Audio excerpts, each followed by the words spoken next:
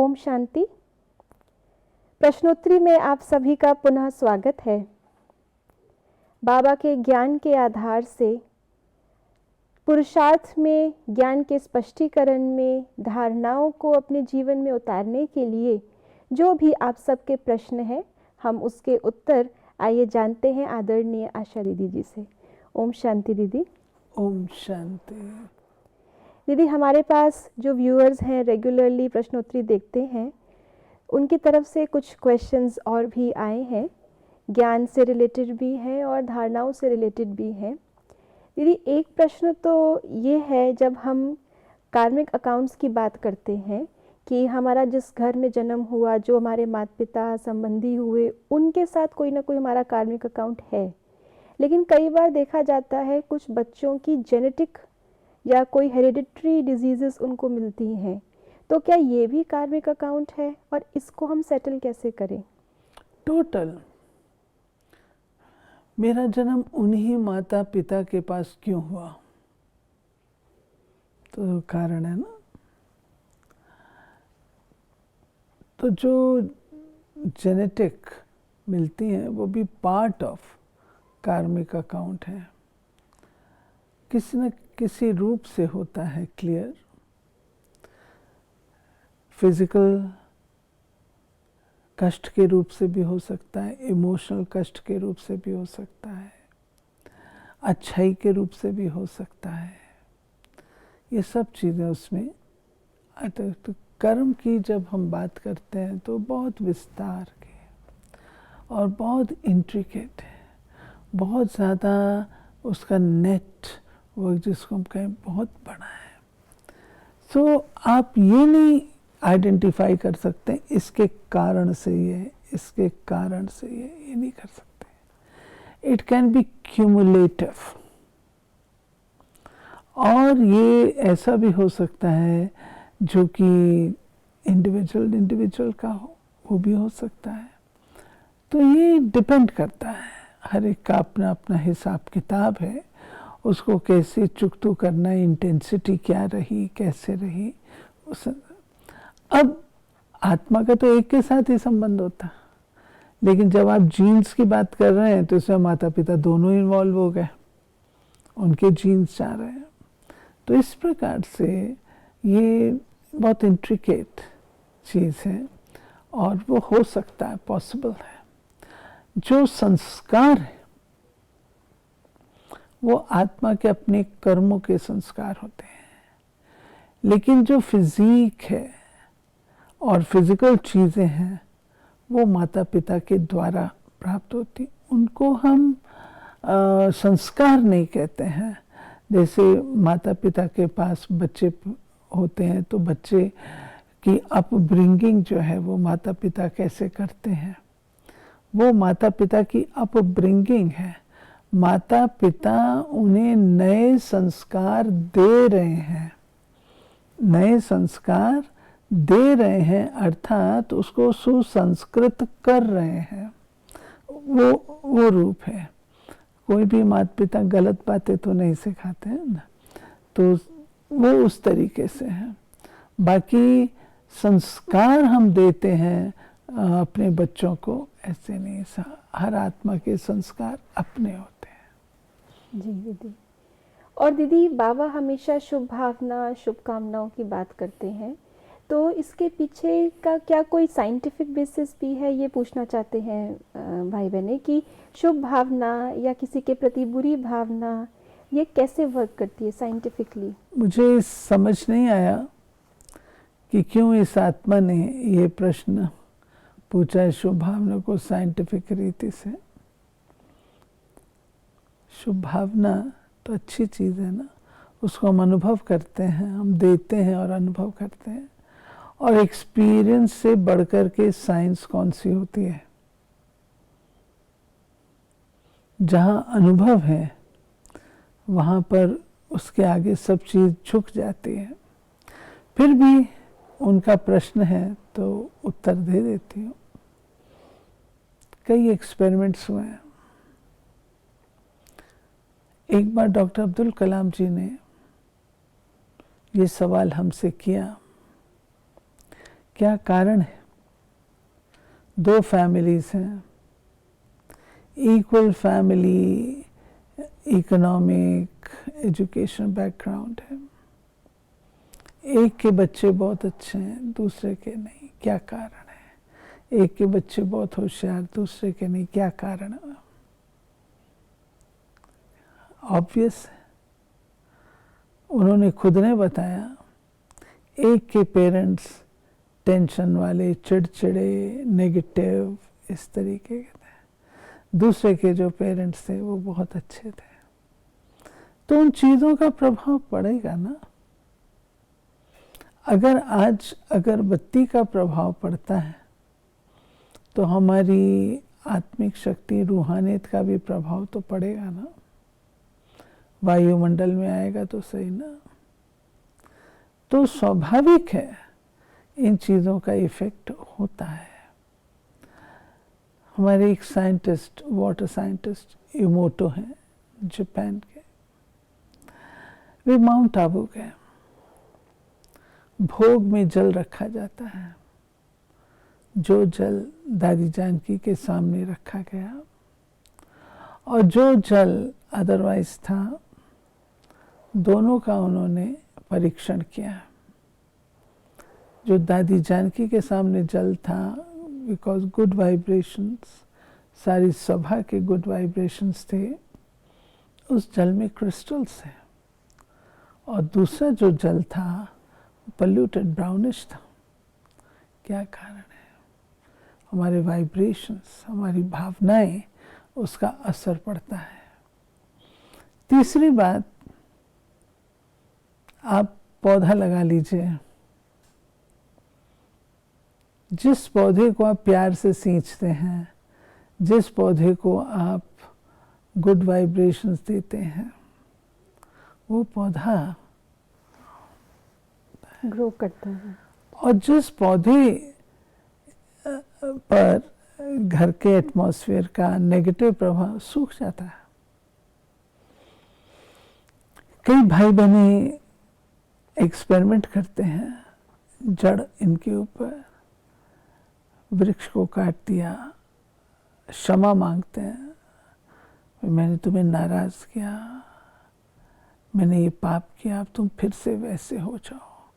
10-15 दिन के बाद उसमें पत्ते निकलने शुरू होते हैं। भावना का कोई परीक्षण नहीं होता है, लेकिन वाइब्रेशंस का अनुभव होता है, भावनाओं का अनुभव होता है।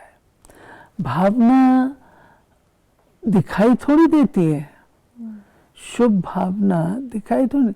आप साइंटिफिक बेस जो कहते हैं, मटेरियल चीज़ को मटेरियल से टेस्ट कर लेंगे। अब ये जो आपकी स्पिरिचुअल है, ये जो आपकी इमोशनल है, उसके लिए कौन सी लेबोरेटरी आपके पास? उसको कैसे करें? उसका अनुभव करते हैं। सीधी सी बात है, अगर आपके सामने कोई व्यक्ति क्रोध से आ रहा है, आप अनुभव कर रहे हैं ना, आप कहते हैं इससे मेरे को वाइब्रेशन अच्छे नहीं आ रहे। कोई लैब में तो आप टेस्ट नहीं कर रहे, उसको अनुभव कर रहे हैं। किसी की आपके प्रति गुड विशेस हैं, वो उनके वाइब्रेशन से आपको महसूस होती है ना। और कोई की अगर नहीं है, वो भी आपको महसूस होती है। हम सब इसका अनुभव करते हैं। तो इसका साइंटिफिक बेस यही है, जैसा आप सोचेंगे वैसा आप वायुमंडल तैयार करेंगे। इसलिए अपने वायुमंडल को हमें बहुत बहुत अच्छा बनाना है, तो अपनी भावनाओं को बहुत अच्छा रखना है। बहुत ब्यूटीफुल दीदी, आपने कहा कि जहाँ अनुभव है वहाँ पे हमें किसी और प्रमाण की ज़रूरत नहीं है। और जब स्थूल जड़ चीज़ें भी हमारे वाइब्रेशन समझ सकती है, तो मनुष्य तो समझ ही सकते हैं। आप देखिए, you take same one set of people, 8-10 का ग्रुप आप ले लीजिए, आप उनको क्लब, सिनेमा थिएटर, उसमें बिठाइए। वहाँ का एटमॉस्फेयर देखिए और आप उन्हें एक मंदिर में ले जाइए, वहाँ देखिए एटमॉस्फेयर में फर्क है। Same set of people now in the temple, same set of people in the cinema hall, फर्क है। वो क्या फर्क है? वहाँ पर आप टेम्पल में आप सिनेमा की बातें नहीं कर रहे हैं, आपसे निकल ही नहीं पाती। आप एक दूसरे को क्या कहते हैं? शांत रहो, शांत रहो। टेम्पल के प्रांगण में प्रवेश करते ही कहते अब चुप हो जाओ।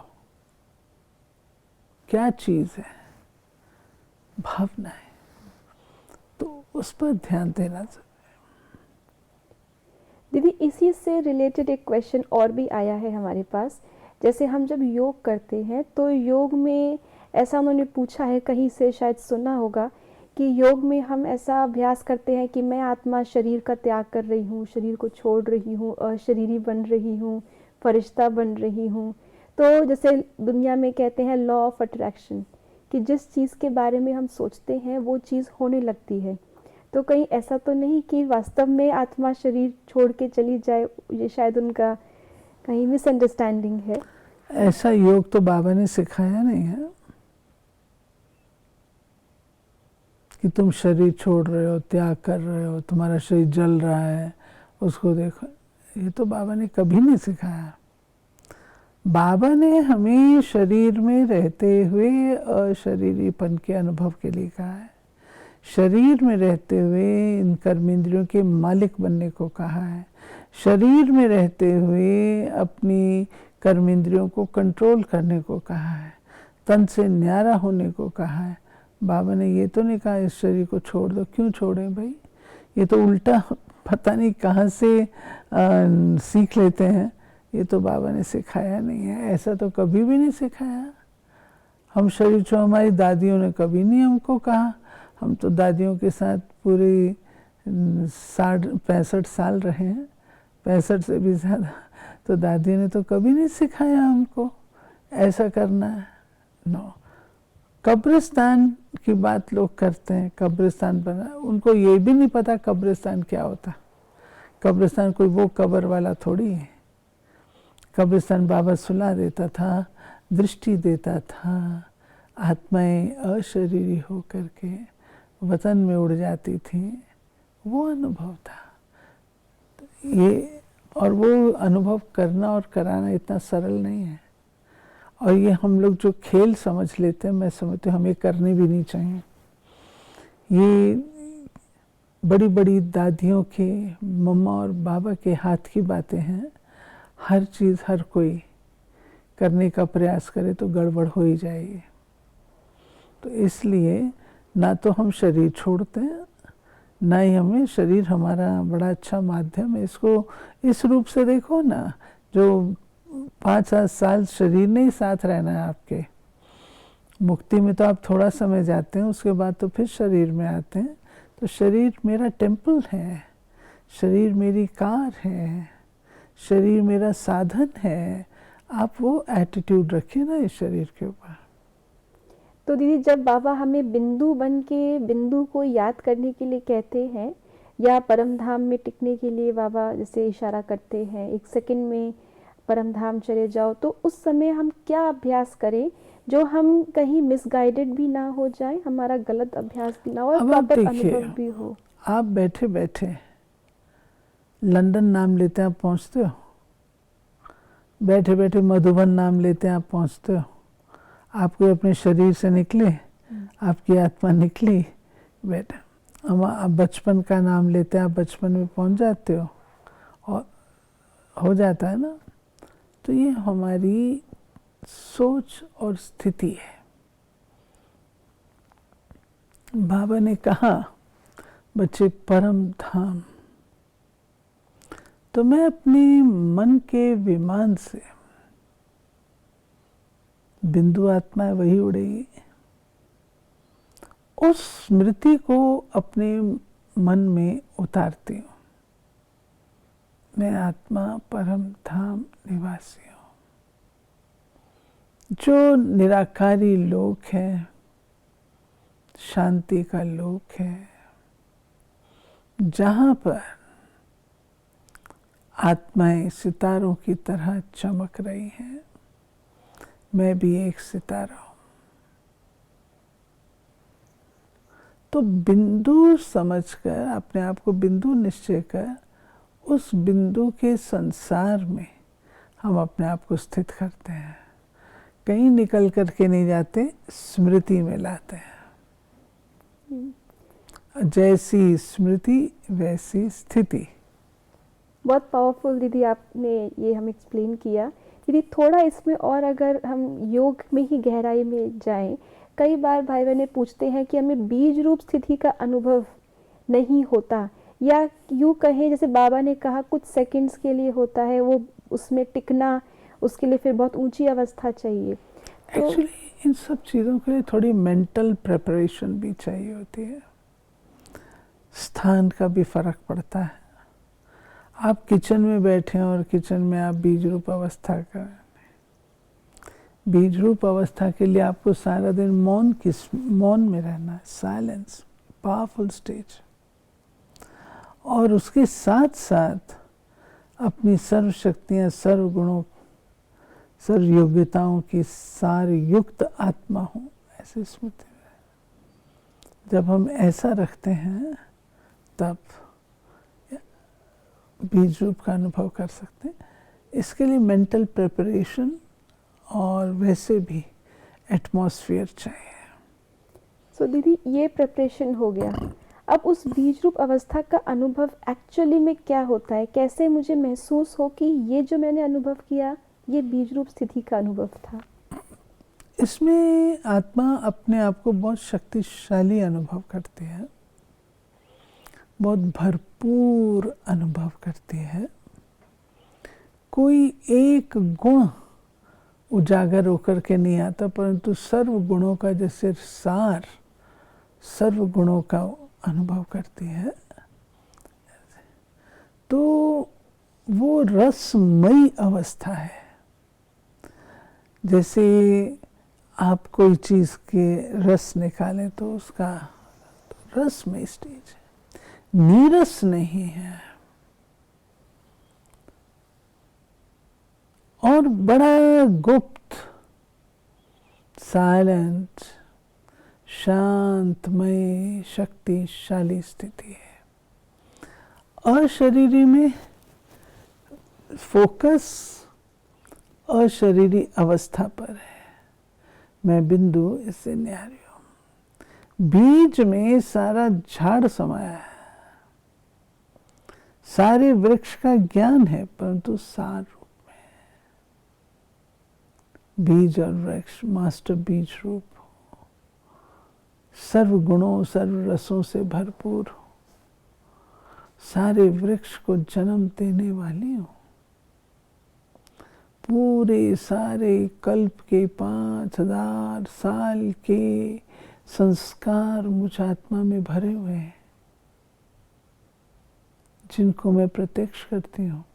ये बीज रूप अवस्था है। आपको इसमें शक्ति का, खुशी का, आनंद का अनुभव होगा।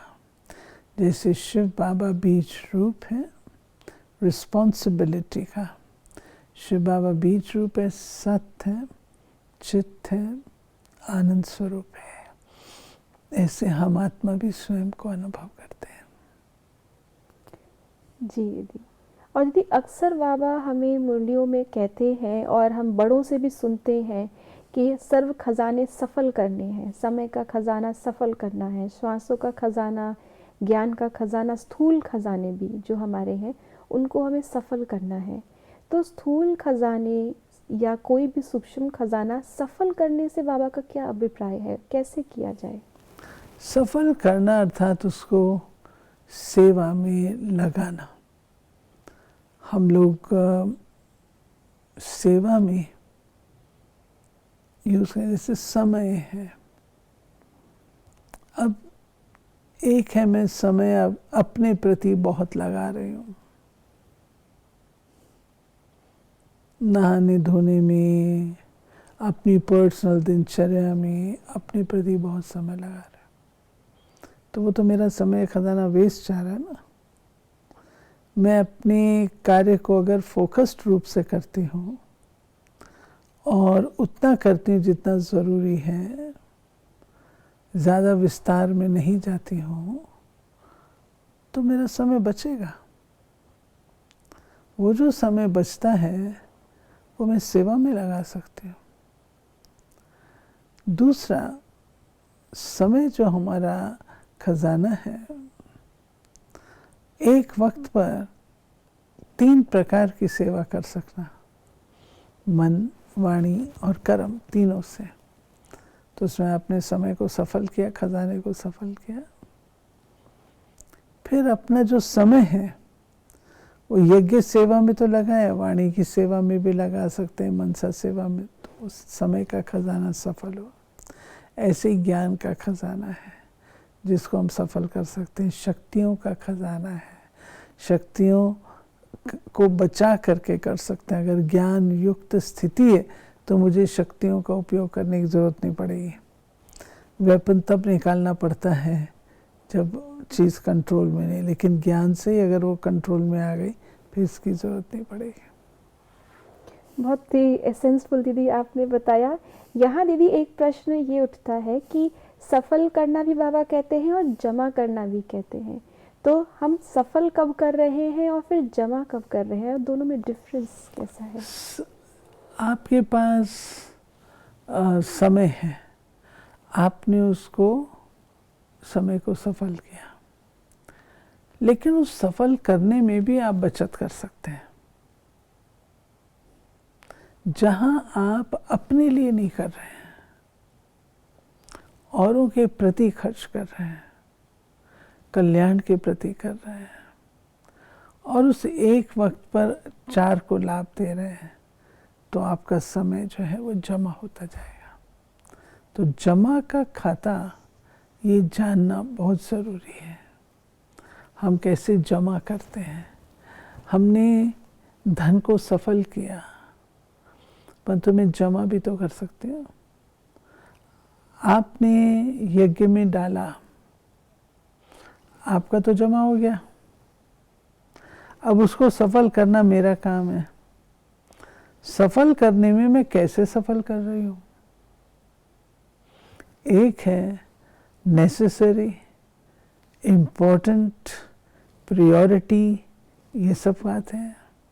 दूसरा, जो आया जैसे आया है इसको खर्च करना है, तो उसमें मेरा वो थोड़ी। आपका तो सफल हो गया, आपका जमा भी हो गया, लेकिन मेरे खाते में तो नहीं हुआ ना, तो मुझे भी जमा करना है। तो दीदी इसमें जैसे जो गृहस्थी होते हैं, अब कहीं ऐसा समझ लेते हैं कि, या बाबा ने क्या उस समय पे राय दी थी, बाबा कहते थे पोता मेल अपना दो, और ट्रस्टी बच्चे पोता मेल देते भी थे। उसमें अब उसमें जमा करने की विधि, क्योंकि लौकिक में भी तो रिस्पॉन्सिबिलिटीज़ हैं, वो भी निभानी है। तो कहीं सफल करने का मीनिंग या जमा करने का मीनिंग ये तो नहीं कि हम पूरा विल कर दें। कैसे, क्या दीदी बाबा के ऐसा डायरेक्शन थे? कभी बाबा ने नहीं कहा। तो बाबा के क्या डायरेक्शंस होते थे उस नहीं, समय? बाबा उस समय की बातें भी और थी, अब की बातें भी और हैं, क्वालिटी भी और है। उस समय भाई बहने अपना पूरा मासिक अकाउंट बाबा को भेजते थे। बाबा ये कमाया, ये खर्च हुआ, ये बचत हुई। फिर बाबा सजेस्ट करते थे इसको किस कार्य में लाओ। बाबा कभी पूछने पर, अपने आप बाबा कभी सजेस्ट नहीं करते थे, लेकिन अगर बच्चे पूछते थे कि बाबा ये है मैं क्या करूं, जैसे कभी कभी बाबा कहते हैं, बच्चे पूछते हैं मकान बनाए, तो बाबा कहते हैं कि अगर है तो बनाओ, अदरवाइज भी पैसा वेस्ट जाएगा। तो ऐसे ये बाबा से पूछा जाता था, जो बच्चे पूछते थे उनको बाबा फिर आंसर भी देते थे। अब आपके पास और कुछ नहीं है, मानिए तन है, तन को भी तो हम सफल कर सकते हैं ना। एक है इसको आराम पसंदी बना दो, बिस्तर पर सुला दो। दूसरा है नहीं, उठ घोड़े, चलो कमाई करनी है, जाके हम कोई स्थूल सेवा कर लें, कोई दूसरे प्रकार सेवा कर ले, वो तुम कर सकते हैं तन के द्वारा। जी दीदी। और दीदी एक प्रश्न ये भी आया है हमारे पास कि बाबा तो बहुत हाई फ्रीक्वेंसी पे हैं और हम आत्माएं तमो प्रधान दुनिया में सतो प्रधान बनने का पुरुषार्थ कर रहे हैं। लोएस्ट और गिरे भी सबसे ज़्यादा हम ही हैं 5000 साल में। तो इतनी लोएस्ट फ्रीक्वेंसी से हम बाबा की टचिंग कैसे प्राप्त कर सकते हैं, कैसे कनेक्ट हों इससे बच करके? एक बार ये सवाल हमने बड़ी दादी से किया। बाबा की कोई मुरली चली अव्यक्त रूप की, तो दादी के पास मॉर्निंग में जाते थे गुड मॉर्निंग करने। दादी पूछते थे मुरली सुनी है, तो दादी नाचती थी। दादी को इतना अच्छा लगता था, दादी नाचती थी वो मुरली के पॉइंट्स याद कर कर के। तो मैंने दादी को कहा, दादी कल की जो मुरली थी वो दादियों के लिए थी, हमारे लिए नहीं थी। दादी कहा क्यों? मैं को इतनी डीप थी, हमें इतनी ऊंची मुरली जो हमें लगा हमारे तो सिर के ऊपर से गुजर गई। हमने तो उसको अपने साथ आइडेंटिफाई नहीं कर पाए।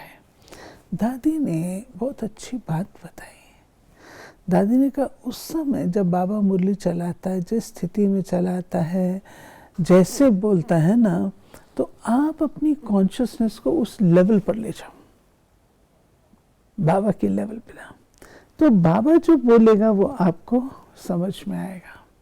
और अगर आप ये नहीं करेंगे तो आपको सदा लगेगा कि बाबा बहुत ऊंची बातें कर रहे हैं, ये अपने वश की नहीं है।